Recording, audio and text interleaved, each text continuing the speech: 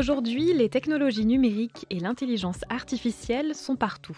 Smartphones, objets connectés, voitures autonomes. Ce nouveau milieu technique donne lieu à des réactions souvent très polarisées, les uns ne jurant que par les progrès technologiques, alors que les autres rejettent ces mêmes nouvelles technologies jugées déshumanisantes. Mais n'y a-t-il pas un problème à penser les choses de façon aussi radicale ? Avec d'un côté les transhumanistes qui attribuent des propriétés humaines aux machines, en parlant de machines pensantes, de machines intelligentes ou de machines conscientes, et d'un autre côté une tradition philosophique qui oppose culture et technique ou pensée et technique. Mais finalement, est-ce qu'on ne s'empêche pas, avec des positions aussi polarisées, de penser cette relation entre les humains et leur milieu technique ? Comment penser cette relation hors des oppositions métaphysiques ? Si Anna Lombert convoque aujourd'hui les pensées de deux philosophes français du moment philosophique des années 60, Derrida et Simondon, c'est précisément pour sortir de cette alternative. Pourquoi est-il nécessaire de transformer la relation entre philosophie et science ? Comment se transforme-t-elle dans les œuvres de Jacques Derrida et Gilbert Simondon ? C'est l'une des questions au cœur de ce livre. Ce livre s'inscrit donc dans ce que le philosophe Frédéric Worms décrit comme une histoire relationnelle de la philosophie, c'est-à-dire un livre qui s'intéresse finalement moins à des auteurs, des écoles ou des courants déterminés, et qui ne cherche pas non plus à établir des comparaisons ou identifier des ressemblances et des différences entre Simondon et Derrida. Un livre enfin qui offre aux lecteurs d'aujourd'hui des ressources importantes pour appréhender notre actualité et qui ouvre de nouvelles perspectives d'avenir. Le sens des mots invite aujourd'hui Anna Lombert à nous parler de son livre « Penser l'humain et la technique, Derrida et Simondon après la métaphysique ». Elle a choisi de nous en parler en 3 mots, métaphysique, humain et technique.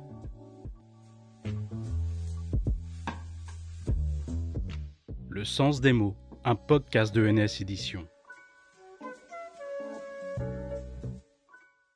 Selon donc Derrida et Simondon, en effet, les discours philosophiques traditionnels sont pris dans un certain nombre de schémas problématiques qui impliquent certains présupposés et surtout qui empêchent de penser certaines questions.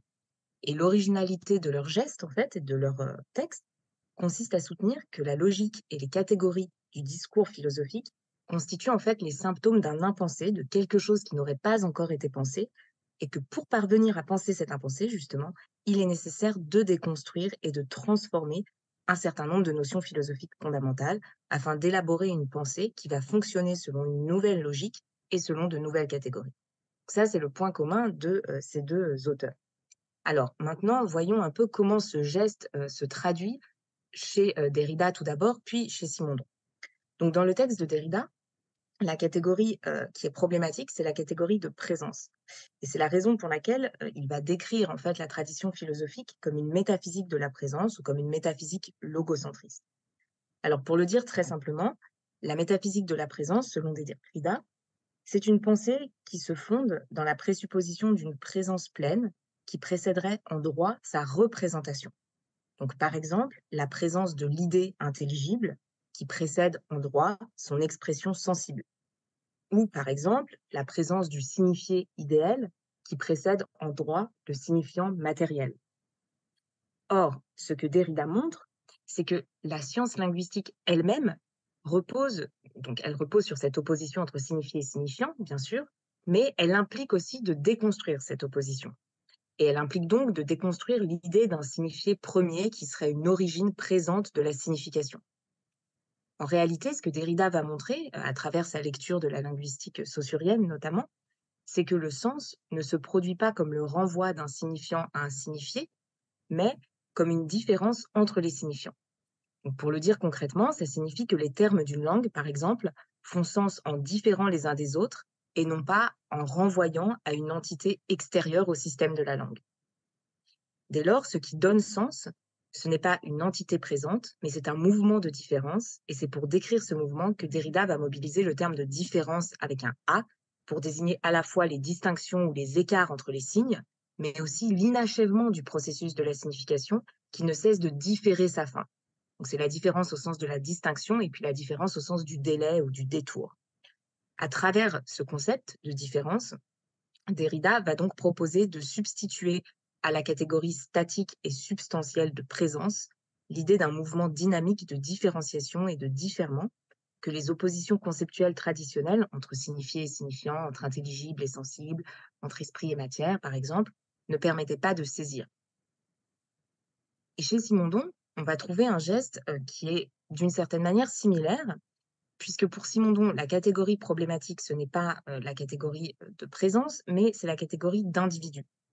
Pour Simondon, en fait, la tradition philosophique a pris la forme de ce qu'il appelle une métaphysique substantialiste ou illémorphique, qui s'interroge toujours sur l'existence des individus au lieu de s'interroger sur les opérations d'individuation.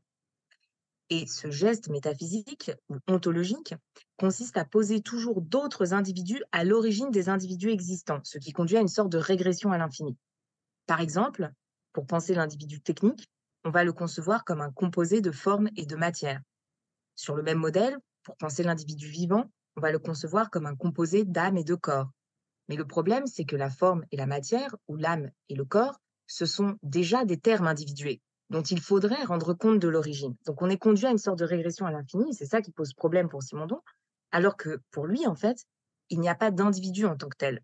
L'individu, c'est une abstraction, et ce qui existe réellement, c'est toujours la relation de tel ou tel individu à son milieu.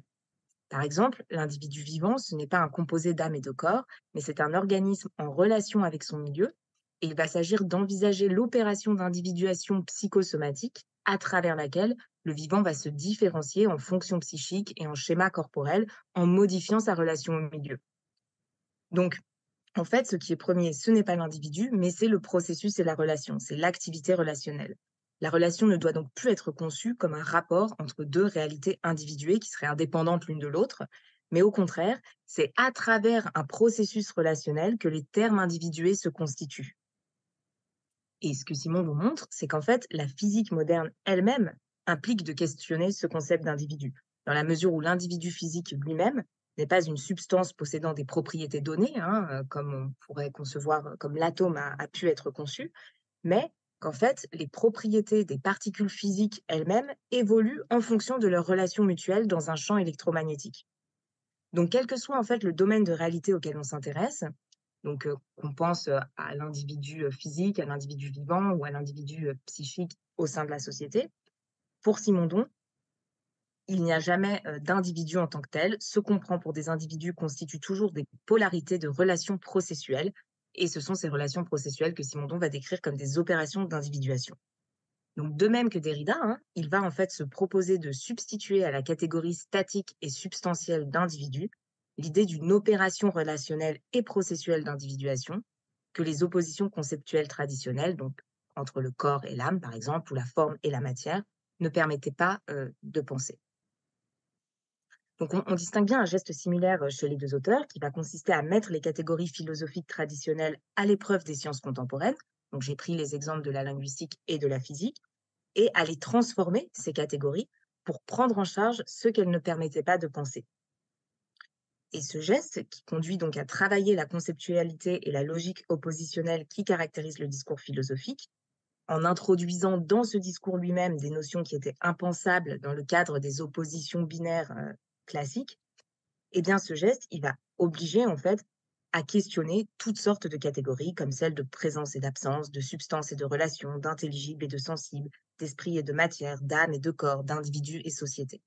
À chaque fois, en fait, ces oppositions vont être, on va dire, inquiétées et c'est leur relation mutuelle qui va être envisagée. Ce qui implique du coup une forme de création conceptuelle chez les deux auteurs.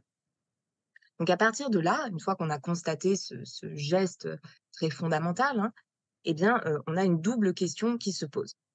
Donc la première question, c'est la question de se demander finalement quel est le statut des pensées qui sont alors élaborées par Derrida et Simondon. Puisque, comme on l'a vu, ils ont tous les deux caractérisé en fait la tradition philosophique comme une métaphysique de la présence ou une métaphysique de l'individu. Ils ont montré qu'elle fonctionnait selon un certain nombre de schémas oppositionnels et à travers aussi une certaine logique oppositionnelle. Mais alors, ça signifie du coup qu'il faut sortir de cette tradition philosophique d'une certaine manière.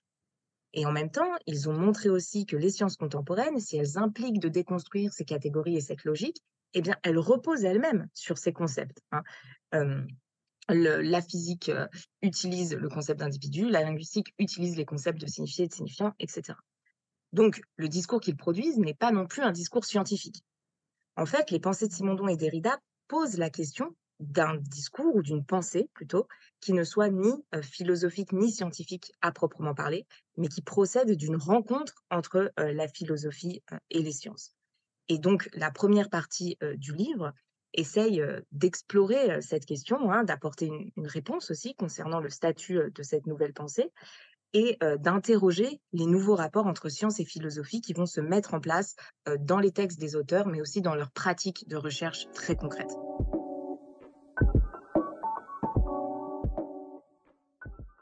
Donc, concernant la question de l'humain, tout d'abord, donc, qui fait l'objet de la deuxième partie du livre, les deux auteurs vont proposer de repenser en fait le problème de la différence anthropologique hors des oppositions traditionnelles entre animalité et humanité, ou entre vie et conscience, ou encore entre nature et culture.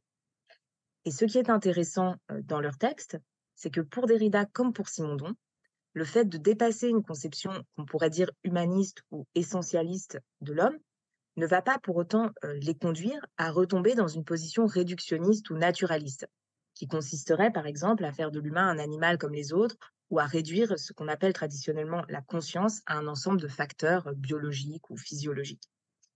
Il s'agira plutôt, pour eux, de penser l'esprit, du côté de Derrida, ou l'individuation psychique, du côté de Simondon, comme une forme particulière du vivant, donc qui est susceptible en fait de s'extérioriser, ce vivant, dans des traces ou des objets techniques, qui sont alors conçus comme des supports de mémoire et de signification, et qui vont permettre la transmission justement d'une mémoire collective ou de signification transindividuelle de génération en génération. Donc il ne s'agit plus chez les deux auteurs de penser un sujet substantiel et individué, qui serait identique et transparent à lui-même, mais plutôt ce que Derrida va appeler une singularité différente et ce que Simondon va appeler une individuation psychique, qui se constitue dans sa relation avec les autres ou avec le collectif, relation qui est elle-même toujours médiatisée par des supports matériels ou des objets images à travers lesquels les mémoires et les significations vont se transmettre et se partager. Et chez les deux auteurs, la question essentielle devient donc celle de la survie de ces significations dans les traces ou les images matérialisées qui reviennent hanter les vivants et qui constituent ce que l'on considère traditionnellement comme leur intériorité. Dès lors, une fois qu'on a suivi les auteurs dans ces réflexions, eh bien, on se rend compte que ce qu'on appelle traditionnellement la technique ne peut plus être considéré sous le schème d'un ensemble de moyens qui seraient utilisés par des sujets humains en vue de telle ou telle fin. Puisque chez Derrida comme chez Simondon, la technique ne peut pas être pensée comme un instrument neutre, mais elle doit plutôt être envisagée comme un milieu mémoriel ou un milieu signifiant au sein duquel se trament les opérations d'individuation psychique et collective à travers des processus d'intériorisation et d'extériorisation de traces. C'est pourquoi ils insistent tous les deux sur le caractère intermédiaire des traces et des images. Les traces et les images ne sont ni subjectives ni objectives, ni spirituelles ni matérielles, ni intelligibles ni sensibles, ni mortes ni vivantes. Elles échappent en fait à l'opposition métaphysique entre le dedans et le dehors, qui est l'opposition fondamentale, hein, puisqu'il faut qu'on puisse opposer dedans et dehors pour pouvoir opposer quelque chose en tant que tel. Et donc, ces objets techniques, ils échappent en fait à cette opposition fondamentale. Et ce qu'il s'agit de penser, c'est finalement la relation entre mémoire et technique ou entre culture et technique. Et c'est cette relation que les auteurs vont essayer de penser. Donc, leurs œuvres, en fait, se caractérisent toutes deux par une sorte de réinvestissement philosophique de la question de la technique face à une tradition qu'il avait, d'une certaine manière, réprimée ou rejetée, en la pensant sous le schème du moyen, toujours secondaire, subordonné à des finalités spirituelles ou culturelles. Au contraire, hein, pour eux, il devient essentiel de penser la relation transductive entre mémoire ou culture et technique, hors de ces oppositions conceptuelles classiques. Et cette réévaluation du statut philosophique de la technique va les conduire à poser un regard nouveau sur les transformations technologiques qui caractérisent leur époque et qui caractérisent encore en grande partie la nôtre. En effet, les deux auteurs écrivent dans un contexte historique et technologique qui est en pleine mutation. Ils sont contemporains du développement des recherches dans le champ de l'informatique, de la cybernétique, de ce qui deviendra par la suite l'intelligence artificielle, et ils sentent bien les menaces et les dangers de cette mutation technoscientifique qui est en train de s'amorcer. Mais comme ils ont reconnu philosophiquement que les techniques étaient des conditions de possibilité de la culture et de la pensée, eh bien, il ne pourra plus s'agir pour eux de simplement résister aux évolutions technologiques ou d'éliminer les objets techniques, au nom d'un prétendu humanisme qui serait pur de toute technicité.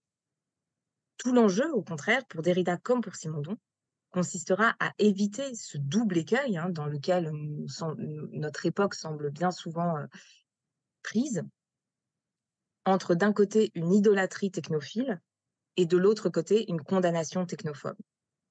Il s'agira donc pour eux à la fois d'analyser les risques inéluctables qui sont engendrés par l'accélération technologique en cours, mais aussi de s'interroger sur des leviers qui permettraient de mettre les citoyens en capacité de comprendre leur nouveau milieu technique et culturel et d'intervenir dans les processus d'archivation, de publication et de circulation de la mémoire collective.